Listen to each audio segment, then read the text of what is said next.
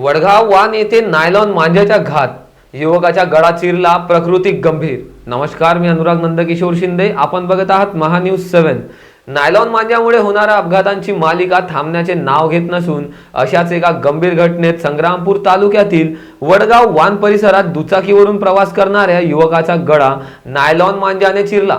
या अपघातात शेख अनीस शेख गफ्फार वय 40 वर्ष, राहणार संग्रामपूर पळशीपुरा हे गंभीर जखमी झाले असून त्यांच्यावर अकोला येथे उपचार सुरू आहे।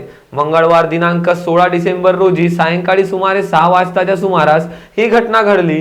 मिळालेल्या माहितीनुसार शेख अनीस हे दानापूर येथून मिस्त्री काम आटोपून दुचाकीने आपल्या घरी संग्रामपूर पळशीपुरा येथे परतत होते। वडगाव वान परिसरात आल्यानंतर अचानक रस्त्यात अडकलेला नायलॉन मांजा त्यांच्या गळ्याला लागला। वेगात असलेल्या दुचाकीमुळे मांजाने त्यांच्या गळ्याला खोल चिरा पडली आणि मोठ्या प्रमाणात रक्तस्राव झाला। अपघातानंतर स्थानिक नागरिकांच्या मदतीने त्यांना तातडीने वरवट बकाल येथील रुग्णालयात दाखल करण्यात आले।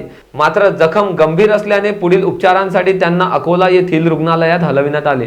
डॉक्टरांना त्यांच्या गळ्यावरील जखमेवर टाके घालावे असून सध्या त्यांची प्रकृती स्थिर असल्याचे समजते।